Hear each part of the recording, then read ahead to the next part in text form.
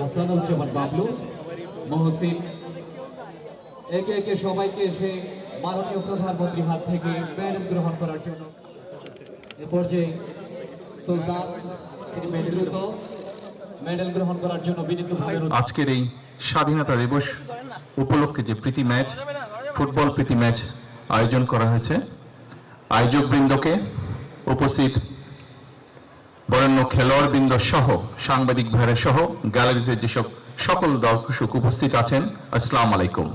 প্রথমে আমি সকলকে আজকের এই স্বাধীনতা দিবসের আন্তরিক অভিনন্দন এবং শুভেচ্ছা জানাই। আজকের এই ফুটবল ম্যাচটি ছিল প্রীতি ম্যাচ। তবে এখানে আপনারা যারা উপস্থিত আছেন, আপনাদের কম বেশি সকলেরই ধারণা আছে যে আমরা আমাদের সরকারের পক্ষ থেকে এবং কিছুদিন আগে বাংলাদেশে যেই প্রত্যাশিত নির্বাচনটি অনুষ্ঠিত হয়েছে, সেই নির্বাচনের সময় আমাদের দলীয় ম্যানিফেস্টো থেকে আমরা বলেছি যে আমরা বাংলাদেশের ক্রীড়া জগতে নতুন প্লেয়ার আমরা তৈরি করতে চাই বিভিন্ন খেলায়, এবং পেশা ক্রীড়াকে প্রফেশনাল রূপ আমরা দিতে চাই।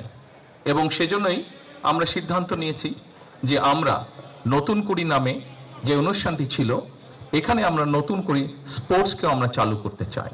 শুধু নতুন করে স্পোর্টসই আমরা চালু করতে চাই না, আমাদের একটি পরিকল্পনা আছে বাংলাদেশের প্রত্যেকটি জেলা, প্রত্যেকটি উপজেলায়, প্রত্যেকটি ইউনিয়নে, স্কুলগুলোর মধ্যে, বিভিন্ন শ্রেণীর মধ্যে আমরা খেলার কম্পিটিশন শুরু করতে চাই। ভবিষ্যতে বিভিন্ন আন্তর্জাতিক ফোরামে যেই খেলাগুলো অনুষ্ঠিত হয়ে থাকে, সেখানে আরও কিভাবে বেশিভাবে আমরা দেশের জন্য সম্মান বয়ে আনতে পারি এবং তার জন্য আমরা সুন্দরভাবে আমরা ভালো খেলোয়াড় তৈরি করতে পারি, সেটিরও আমাদের পরিকল্পনা আছে, সেটিও আমাদের চেষ্টা আছে।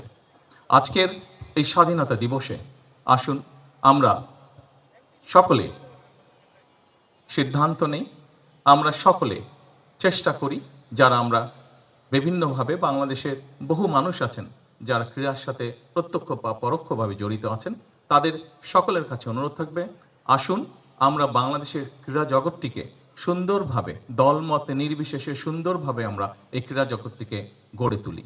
এই ক্রীড়া দেশের জন্য যেরকম সম্মান বয়ে আনতে পারে, এই ক্রীড়া আমাদের মধ্যে সুন্দরভাবে বন্ধুত্বের, ভ্রাতৃত্বের বন্ধনও তৈরি করতে সক্ষম বলে আমি বিশ্বাস করি।